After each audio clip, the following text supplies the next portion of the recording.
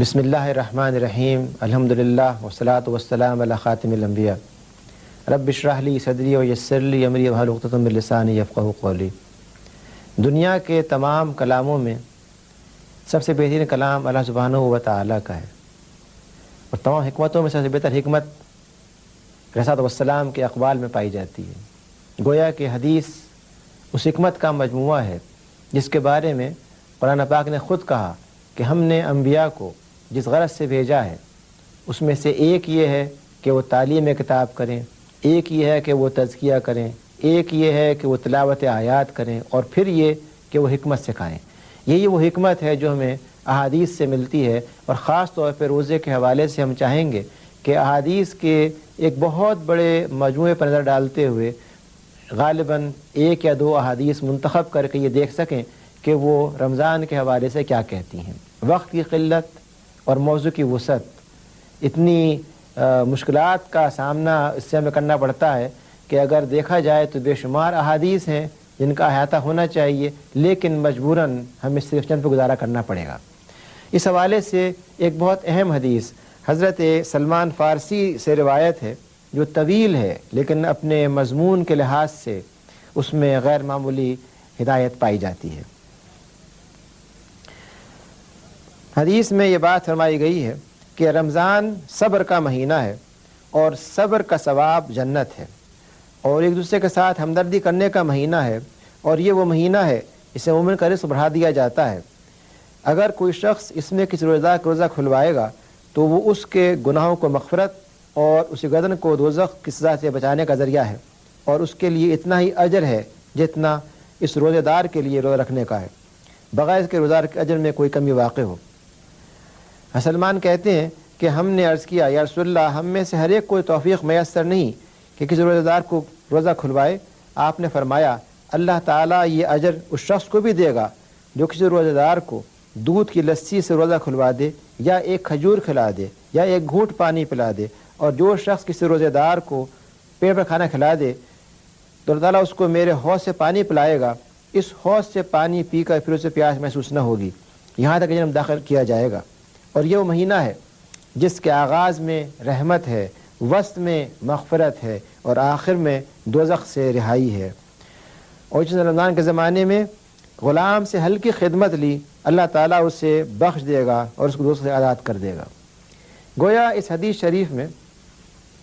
رمضان مبارک کے حوالے سے جو بے شمار پہلو ہمارے سامنے رکھے گئے ہیں، ان میں سے کچھ کا تعلق معاشرے سے ہے، کچھ کا تعلق ہماری اپنی ذات سے ہے، اور کچھ کا تعلق اس کیفیت سے ہے جو روزہ پیدا کرنا چاہتا ہے۔ پہلی بات یہ فرمائی گئی کہ یہ مہینہ صبر کا ہے، یعنی مستقل مزاجی پیدا کرنے کا ہے۔ مستقل مزاجی اس معنی میں کہ ہماری بہت سی وہ عادات جو رمضان کے دوران تعلیم کے ذریعے، تزکیے کے ذریعے ہمارے اندر پیدا ہوتی ہیں، وہ محض اس مہینے میں محدود ہو کے نہ رہ جائیں، بلکہ یہ مستقل مزاجی کے ساتھ سال کے بقیہ دورانیے میں ہمارے لیے ڈھال کا کام دیں، ہمارے لیے بنیادی اسلحہ کا کام دیں، اور ہمیں ان کے ذریعے اچھائی پر قائم ہونے اور پھیلانے کا موقع ملے۔ اگلی بات یہ فرمائی گئی کہ یہ مہینہ ہمدردی کا ہے، یعنی اس میں ایک شخص اپنے بھائی کے بارے میں محبت کے جذبات، تعاون کے جذبات پیدا کرے تاکہ اس کو ہمدردی کے ذریعے اپنے سے قریب لا سکے۔ گویا یہ مہینہ دلوں کے جوڑنے کا ہے، اس میں اختلافات کو کم سے کم کرنے کی ضرورت ہے، اور محبت کے ذریعے اپنے بھائی کو یہ احساس دلانے کی ضرورت ہے کہ وہ کس طرح سے ہم سے عزیز ہے اور وہ امت مسلمہ کے جسم کا ایک حصہ ہے۔ اس میں یہ بات بھی سمجھائی گئی ہے کہ روزے کے حوالے سے اگر آپ کسی کو افطار پہ بلائیں تو یہ شرط نہیں ہے کہ افطار بہت مفصل ہو اور بہت سارے قسموں کے کھانے تیار کیے گئے ہوں، بلکہ اگر ایک شخص اپنے وسائل کو دیکھتے ہوئے اپنے بھائی کو محض ایک کھجور، ایک پانی کا گلاس، حتیٰ کہ دودھ سے بنی ہوئی لسی، جس سے مراد یہ ہے کہ اگر آواز دودھ اتنا نہیں ہے کہ آپ ہر ایک کو پیش کر سکیں تو اس میں پانی ملا کر کے لسی بنا کر کے اس کو زیادہ لوگوں تک پہنچا دیا جائے، اور اس کے باوجود اس کا اجر جو ہے وہ بے انتہا زیادہ ہے۔ پھر یہ بات فرمائی گئی کہ اس مہینے کے اندر اللہ تعالیٰ کی طرف سے رحمت ہے، مغفرت ہے، اور عذاب آخرت سے نجات کا ذریعہ موجود ہے، جس کے لیے ہمیں ان لوگوں پر سے بوجھ کم کرنا ہوگا جن پر ہم عام طور پہ اپنی معیشت میں بوجھ ڈالتے ہیں۔ ایک زمانہ وہ تھا جب کہ غلام اور ملازم یہ کام کیا کرتے تھے۔ آج نئے حالات کے اندر ہم دیکھتے ہیں کہ بے شمار لیبررز کام کرتے ہیں، مزدور کام کرتے ہیں، محنت کش کام کرتے ہیں۔ ہمیں ان کو بھی وہی سہولت فراہم کرنی پڑے گی جس کا اس حدیث میں غلاموں کے حوالے سے ذکر کیا گیا ہے۔ حدیث کا جائزہ لیا جائے تو ہمیں بہت سی ایسی احادیث سے ملتی ہیں جن میں یہ کہا گیا ہے کہ روزے کے اجر کی کوئی حد نہیں ہے، یعنی اللہ سبحانہ و تعالی روزے کے حوالے سے یہ بات فرماتے ہیں کہ چونکہ یہ روزہ میرے لیے ہے اس لیے میں اس کا اجر خود دوں گا۔ بہت سے اعمال ایسے ہیں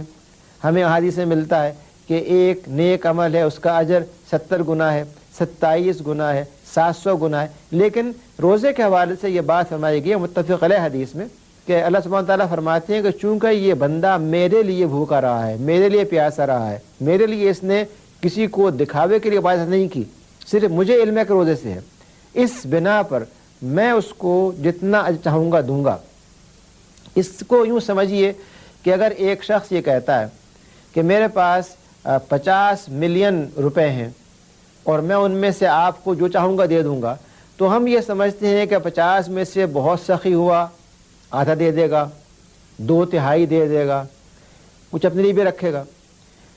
اللہ سبحانہ تعالیٰ کے حوالے سے ہمارے علم میں یہ بات ہے کہ اس کے خزانے میں سب کچھ دینے کے بعد کمی واقع نہیں ہوتی، اور جب وہ یہ بات فرماتا ہے کہ میں اس کو جو کچھ چاہوں گا دوں گا تو پھر اسے کوئی انتہا نہیں ہو سکتی، یعنی اس کو پھر ہم پیمائش میں ناپ نہیں سکتے، اس کے بارے ہم یہ نہیں کہہ سکتے کہ یہ محض 700 گنا ہی ہوگا، بلکہ یہ 7 لاکھ گنا، 7 کروڑ گنا، اس سے بڑھ کر کے بھی ہو سکتا ہے۔ اس سب کے باوجود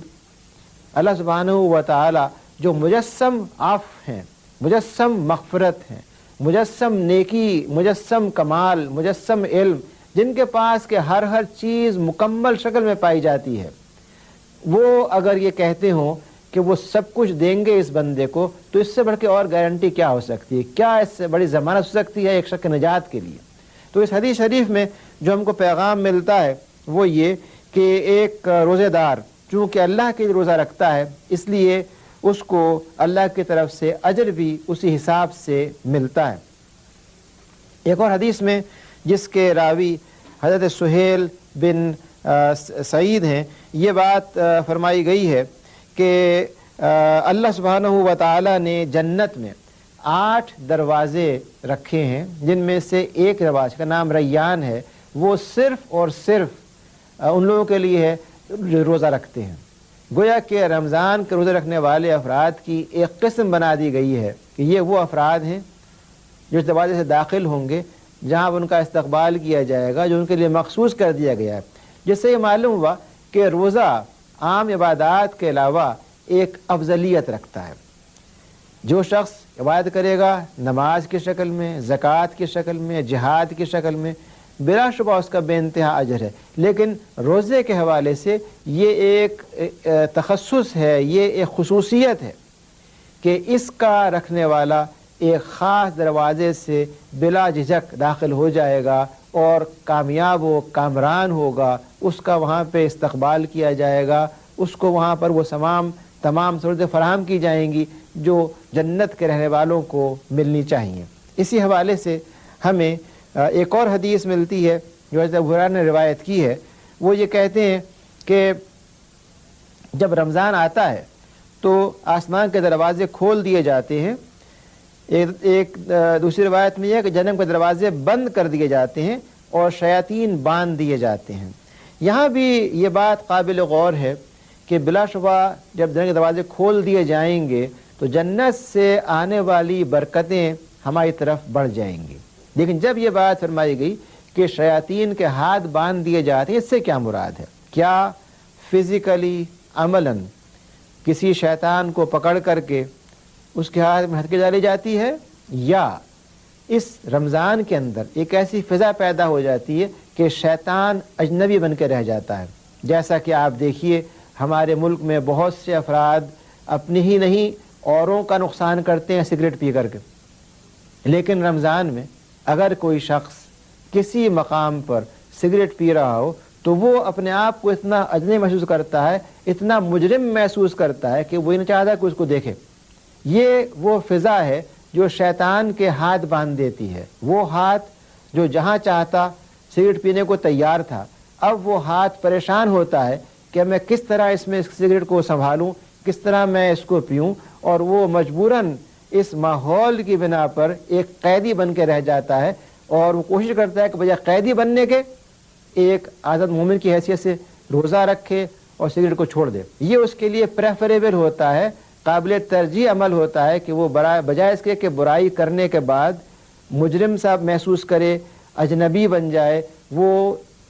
فضا میں شامل ہو کر کے اس برائی کو چھوڑ کر کے دیگر روزداروں کے ساتھ مل کر کے روزے میں شریک ہو جائے. اس طرح گویا کہ خود شیطان، اس کی ذریت، اس کی آبادی، اس کا کلائنٹیل، اس کا جو بھی ووٹ بینک ہے، وہ سب کا سب محدود نہیں ہو جاتا بلکہ وہ ختم ہو جاتا ہے. اور وہ تمام لوگ جو غلطیاں کرنے کی طرف راغب رہتے ہیں، رمضان کی وجہ سے ان میں جذبہ پیدا ہوتا ہے کہ ہم اچھائی کی طرف آئیں. حتیٰ کہ ایک ایسا شخص بھی جو عام حالات میں دکانوں میں جاتا ہو، چیزیں اٹھا لیتا ہو، چوری کرتا ہو، وہ یہ سمجھتا ہے کہ رمضان میں ایسا کام نہ کیا جائے. گویا اس کا جو اندر کا شیطان ہے وہ بند ہو گیا. جو شاید اندر سے باب ہم کو ابھارتا ہے کہ بڑا اچھا موقع ہے، یہ کام کر لیا جائے، کوئی دیکھ نہیں رہا، فلاں چیز صاف کر دی جائے اور مہارت دکھائی جائے صاف کرنے میں، وہی شیطان جو اندر سے ہمیں اس بات پہ اکساتا ہے، رمضان کی وجہ سے وہ ایسا قید ہو جاتا ہے، ایسا گرفت میں آ جاتا ہے، وہ اتنا کارنر میں چلا جاتا ہے، اس سے بالکل محدود کر دیا جاتا ہے کہ جو اس کے کرنے کے کام تھے اس سے وہ بے بس ہو کے باز آتا ہے، اور نیکی، بھلائی، اچھائی، تقوی، تزکیہ، ان سب کے نتیجے میں ایک شخص اس چیز کو اختیار کرتا ہے جو اللہ تعالیٰ کو خوش کرنے والی. احادیث میں ہمیں اس چیز کی بھی وضاحت ملتی ہے رمضان کے حوالے سے کہ یہ وہ زمانہ ہے جس میں اللہ سبحانہ و تعالی نہ صرف ہمیں خاص برکات سے نوازتے ہیں بلکہ وہ ایک نئی کیفیت پیدا کرنے میں ہماری مدد کرتے ہیں. اور اس کا ذکر جس حدیث میں ہے، اس کے راوی حضرت ابو ہریرہ ہیں، اور اس میں یہ بات فرمائی گئی ہے کہ جس شخص نے رمضان کے روزے رکھے ایمان اور احتساب کے ساتھ تو اس کے وہ سب گناہ معاف کر دیے جائیں گے جو اس سے پہلے سرد ہوئے ہوں. اور جس نے رمضان میں قیام کیا، یعنی راتوں کو کھڑے ہو کے عبادت کی ایمان اور احتساب کے ساتھ، تو معاف کر دیے جائیں گے اس کے وہ قصور جو اس نے پہلے کیے ہوں. اور جس نے لیلۃ القدر میں قیام کیا ایمان اور احتساب کے ساتھ، تو معاف کر دیے جائیں گے سارے گناہ جو اس نے پہلے کیے ہوں. گویا کہ یہ تین کام جن کا ذکر اس میں کیا گیا ہے، روزہ ایمان و احتساب کے ساتھ، روزہ قیام کے ساتھ، اور روزہ لیلۃ القدر کی تلاش کے ساتھ، یہ تین چیزیں ایسی ہیں جن کے کرنے سے ایک شخص اپنے ماضی کے تمام وہ بوجھ، تمام وہ کثافتیں، تمام وہ گندگیاں جو اس کے بھول سے کیے ہوئے یا جان بوجھ کے کیے ہوئے گناہوں کی شکل میں پائی جاتی ہیں، ان سب کا خاتمہ ہو جاتا ہے، اور اس کا جسم، اس کا قلب، اس کا دماغ، ہر چیز اس بوجھ سے نجات پا جاتی ہے جو بہت سے افراد کو پریشان کرتا رہتا ہے. روزہ اس لحاظ سے ایک ایسی عبادت ہے جو ہمیں یہ موقع فراہم کرتا ہے کہ ہم اپنے آپ کو دوبارہ صحت مند کرنے کے لیے فکری طور پہ، عملی طور پہ، ثقافتی طور پہ، عبادات کے لحاظ سے، ہر پہلو سے اپنے آپ کو صحت مند بنانے کے لیے ہم اس کو استعمال کریں، اور اس دوران میں اللہ سبحانہ و تعالی سے بار بار یہ استدعا کریں کہ وہ ہمارے ماضی کے کیے ہوئے کاموں کو، گناہوں کو معاف فرما دے، اور آخرت میں ہماری کامیابی کے لیے وہ وسائل پیدا کر دے جو نیک اعمال کی شکل میں ہوتے ہیں. گویا روزہ نیک اعمال کی طلب اور ماضی میں کیے گئے کسی بھی غلط کام سے نجات کا سب سے بڑا ذریعہ ہے۔ احادیث میں اس بات کی بڑی وضاحت موجود ہے کہ روزے کے اندر جو چیز اللہ سبحانہ و تعالیٰ کو سب سے زیادہ پسند ہے وہ ایک شخص کا بغیر کسی دکھاوے اور ریا کے صرف اللہ کے لیے اپنے آپ کو خالص کر دینا ہے۔ چنانچہ قرآن پاک میں یہ کہا گیا ہے کہ وہ لوگ جو اللہ کے لیے اپنے آپ کو مخلص کر دیتے ہیں اور جو صلاۃ قائم کرتے ہیں اور جو زکوٰۃ دیتے ہیں، ان کے لیے اللہ سبحانہ و تعالیٰ نے اجر، فلاح اور کامیابی کا وعدہ کر رکھا۔ روزہ اسی عمل کا نام ہے کہ ایک شخص صرف اور صرف اللہ سبحانہ و تعالیٰ کے لیے اپنے سارے معاملات میں تبدیلی پیدا کر کے صبح سے رات تک اور رات سے صبح تک اس فکر میں رہتا ہے کہ میں کس طرح اللہ تعالیٰ کو خوش کر کے خاموشی میں، تنہائی میں اس کے سامنے گڑ گڑا کر کے اس سے اپنے گناہوں کی معافی مانگ کر کے یہاں اور آخرت میں کامیابی کے لیے درخواست کر سکوں۔ گویا روزہ جہاں ایک اجتماعی عبادت ہے، وہاں انفرادی حیثیت سے بھی یہ ایک فرد کو اپنی ترقی، اپنی اصلاح اور اپنے مقامات بلند کرنے میں غیر معمولی امداد کرتا ہے۔ اور یہ سبب ہے کہ اس میں جہاں اجتماعی طور پہ تراویح پڑھی جاتی ہے، وہاں اس بات کی بھی تعلیم دی گئی ہے کہ تہجد کے اوقات میں تراویح پڑھنے کے بعد آ کر کچھ دیر آرام کرنے کے بعد دوبارہ اٹھ کر کے سحری سے پہلے اللہ کے حضور کھڑے ہو کر کے نوافل پڑھے جائیں اور یہ دعا کی جائے کہ جو عبادت کی جا رہی ہے اور جس میں کوئی دکھاوے کا دخل نہیں ہے، اللہ تعالیٰ اس کو قبول فرما لیں۔ یہ قبولیت جو اس عبادت کی ہے، اس کے حوالے سے ہمیں یہ معلوم ہوتا ہے کہ رمضان اور قرآن یہ دو چیزیں ایسی ہیں جن کے بارے میں حدیث میں بہت واضح ہدایات ہیں کہ یہ قیامت میں مجسم شکل میں اللہ سبحانہ و تعالیٰ کے سامنے اس فرد کی شہادت دیں گے جس نے ان کے ساتھ تعلق قائم کیا ہو، یعنی وہ شخص جو رمضان کے روزے رکھتا ہے اور وہ جو قرآن پاک کی تلاوت کرتا ہے، اس کو سنتا ہے، اس پہ غور کرتا ہے، قرآن کریم قیامت میں اس کے لیے شفاعت کا کام کرے گا اور یہ اللہ درخواست کرے گا کہ مجھے اس فرد نے یاد رکھا، مجھے اس فرد نے اپنے ساتھ اپنی یادداشت میں شامل کیا، اس نے مجھے بتکرار پڑھا، مجھ پہ غور کیا، اور روزہ اس کے بارے میں گواہی دے گا کہ اس نے مجھے رکھا اور بغیر کسی ریا کے، بغیر کسی دکھاوے کے اللہ تعالیٰ کی خوشی کے لیے اس نے یہ کام کیا۔ اس لیے یہ دونوں چیزیں قیامت میں ایک شخص کی شفاعت کا باعث بنیں گی۔ گویا یہاں پر بھی جو اسلام نے ایک خوبی ہمارے لیے رکھی ہے وہ یہ کہ یہ شفاعت ان دو اعمال کی بنا پر ہے، ان دو نیکیوں کی بنا پر ہے، قرآن پاک سے تعلق کی بنا پر اور روزے کے التزام کی بنا پر۔ اگر یہ اہتمام نہ کیا جائے اور یہ سمجھ لیا جائے کہ قرآن پاک کو آپ نے بڑی حفاظت سے لپیٹ کر کے ایک عمدہ غلاف میں رکھا ہوا ہے اور کبھی کبھی اس کو اٹھا کر گرد صاف کر کے کسی برکت کے لیے یا کسی ایسے کام کے لیے استعمال کر لیا جائے جو ہمارے خیال میں بڑا اچھا ہو، تو پھر یہ قرآن پاک شفاعت نہیں کر سکتا۔ یا روزے کو یہ سمجھتے ہوئے کہ فلاں حضرات کو دعوت دینی ہے جو آپ کے اعزاء ہیں یا دوست ہیں، اور روزے کو اس کے لیے استعمال کر لیا جائے تاکہ اس سے مادی فوائد حاصل ہو سکیں، تو وہ روزہ شفاعت نہیں کر سکتا۔ شفاعت وہ روزہ کرے گا جو ایک شخص صرف اللہ سبحانہ و تعالیٰ کو خوش کرنے کے لیے اور قرآن پاک وہ جس کو سمجھنے کے لیے، تلاوت کرنے کے لیے،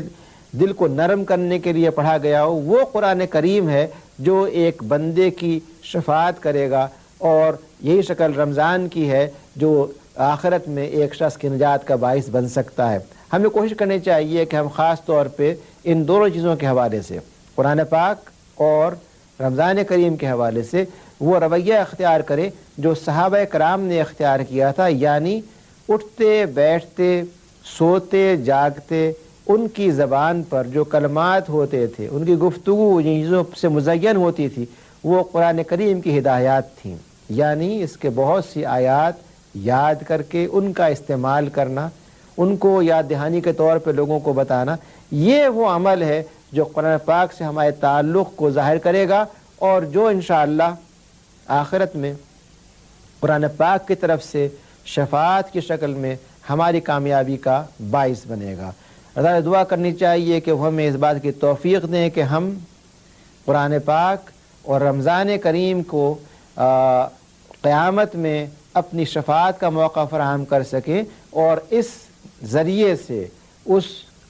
عظیم ترین مقصد کو حاصل کر سکیں جو اللہ تعالیٰ نے مومنوں کے لیے رکھ دیا ہے، یعنی جنت کا حصول۔ یہ ایک بڑا مقصد ہے، زندگی کا مقصد مومن کا یہ ہے کہ وہ نہ صرف یہاں پر بلکہ آخرت میں اللہ تعالیٰ کے بنائی ہوئی اس اچھی جگہ کو جو جنت ہے، جو فردوس ہے، جس کا ذکر بابا قرآن فہم کیا گیا ہے، اس تک پہنچ کر کے کامیابی کے ساتھ اپنی بندگی کے اظہار کے ساتھ اللہ تعالیٰ کو خوش کرنے کے ساتھ اس میں داخل ہو سکے۔ ہمیں دعا کرنی چاہیے کہ اللہ تعالیٰ ہم سب کو اس بات کی توفیق دیں کہ ہم اس دنیا میں بھی اور آخرت میں بھی اس کامیابی سے ہم ہمکنار ہوں۔ وآخر دعوانا الحمدللہ رب العالمین۔